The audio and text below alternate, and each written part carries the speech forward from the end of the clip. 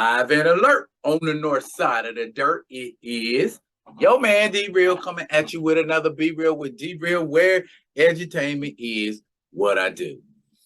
Now, before I get off into what am I getting off into?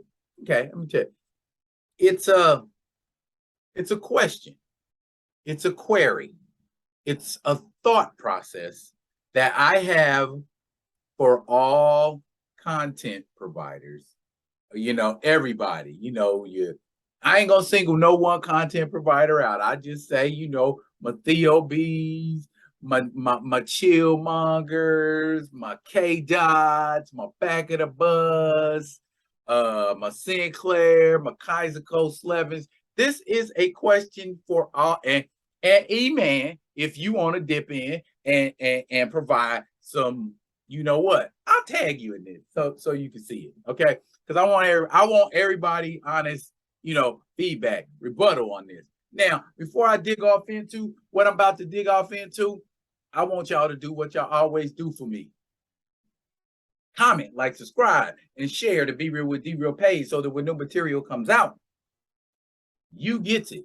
If you digging what a brother's shoveling, put some dirt in my bucket. Comment, like, subscribe, and share to the page. Okay, here we go. As a child, growing up in Kansas City, Missouri, I grew up in a rough neighborhood.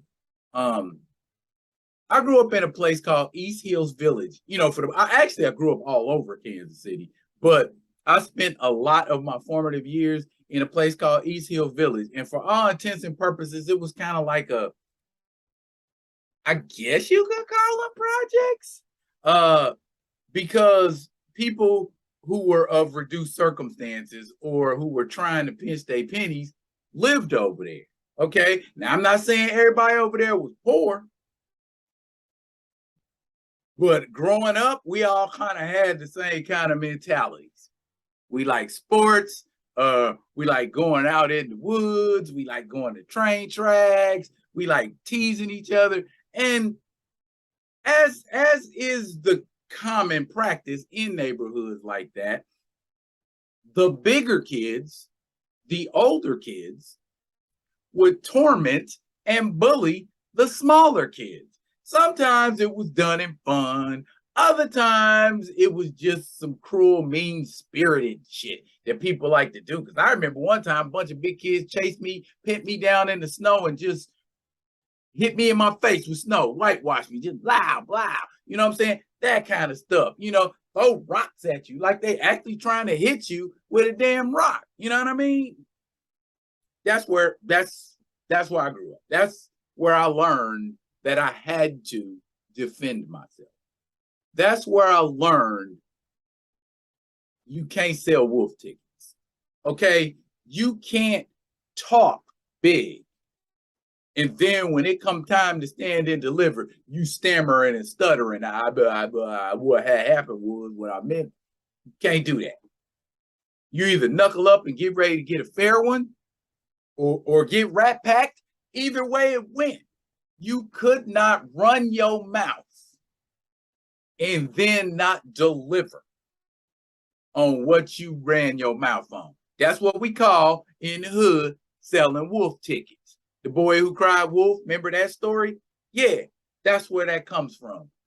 You selling wolf tickets. You talking some stuff that you ain't got no inkling of backing up. Now, what do I mean by that? Okay, here we are. Just recast the T'Challa movement. 2 years in.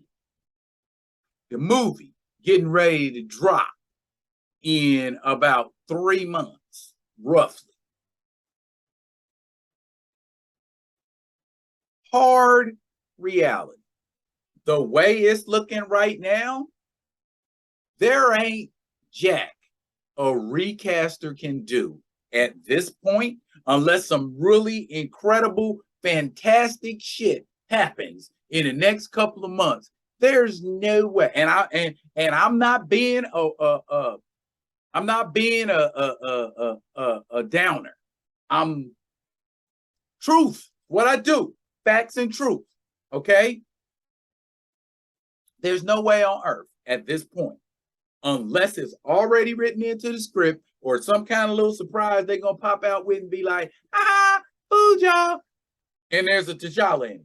After everybody, Kevin Feige, Nate Moore, Ryan Coogler, all three of them have said there's no T'Challa in this movie. Martin Freeman said there's no T'Challa in this movie. Letitia Wright said there's no T'Challa in this movie. Winston Duke said there's no T'Challa in this movie. Why are we still clinging? Some of us, I know all of us ain't, but some of us are still clinging to and perpetuating the false hope that there may still be a T'Challa in this movie. Come on, y'all, man. Let's be realistic, okay? The very showing of that trailer is literally saying there ain't no T'Challa in this movie. We ain't focusing on T'Challa. Ryan Coogler himself said at Comic-Con, it's a love letter to Chadwick Boseman. It's a tribute to Chadwick Boseman, but it ain't about the character that Chadwick Boseman played. And the character of Chadwick Boseman serves no purpose in that movie but to be a plot device to move the story forward. That's it. That is what T'Challa is in the MCU right now. Okay, and if you look at every depiction, and I mean every depiction of T'Challa in the MCU, he's being talked down to, he's being played, he's getting beat up. And that includes What If.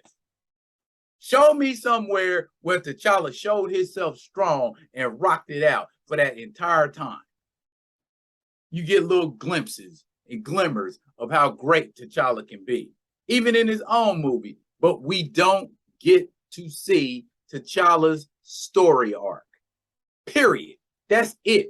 All superheroes in the MCU get a 3-movie story arc. Hell, Ant-Man is getting ready to get a 3rd movie. Ant-Man. 3 movies. Now, here's my thing. We've said recast T'Challa. And for all intents and purposes, Marvel ain't listened or acknowledged.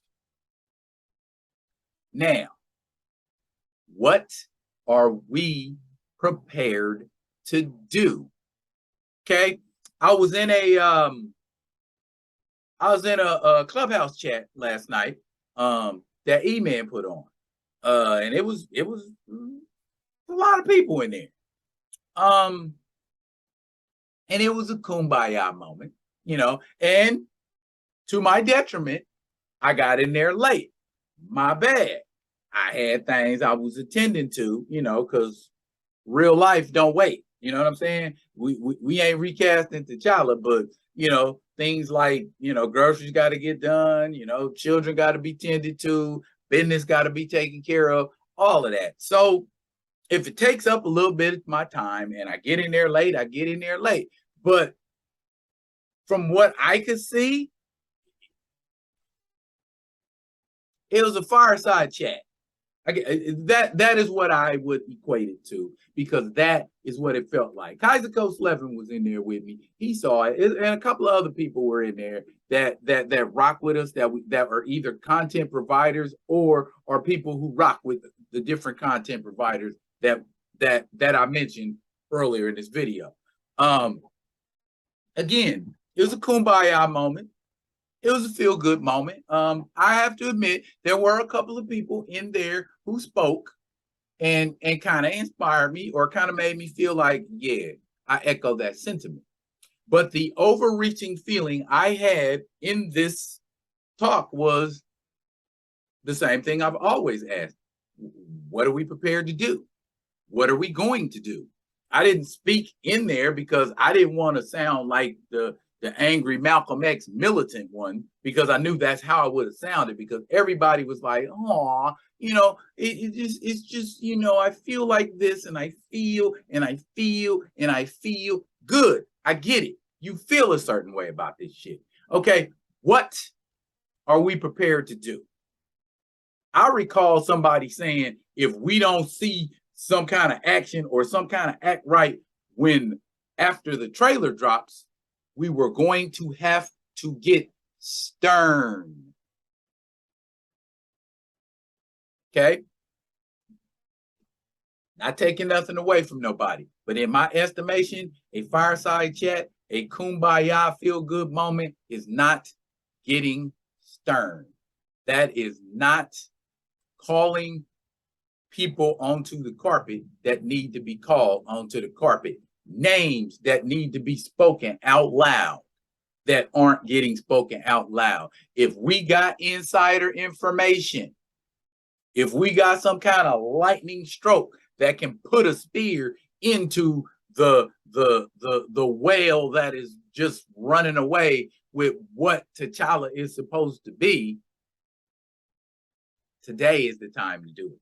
Not next week, not next month, not, oh, I'm planning this for September, or, oh, I'm planning this for October. If you planning something, and that's, I ain't talking about no one content provider. If you planning something, you need to be planning it N-O-W.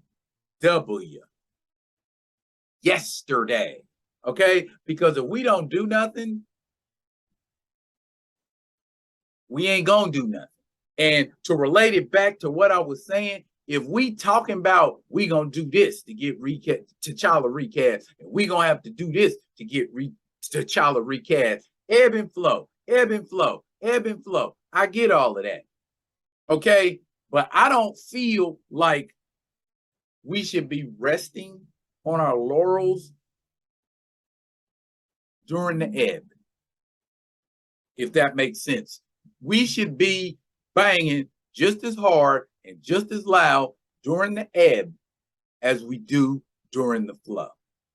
Otherwise, when you say, oh, you're not going to give me that, I'm not prepared to do anything about it. Or if you say, we want this, we want this, we want this, you better give it to us. And then they call you bluff and go, we ain't giving it to you. What you gonna do? We selling wolf tickets, or are we getting stern? I'm waiting to get stern. Talk to me. Talk to me. What we gonna do? What we gonna do? What are we prepared to do? Because we see what Marvel Studios is prepared to do. Drop it in the comments. And as always, I will be coming at you with another one of them other ones. And until I do, yeah, y'all be good. Be good to each other.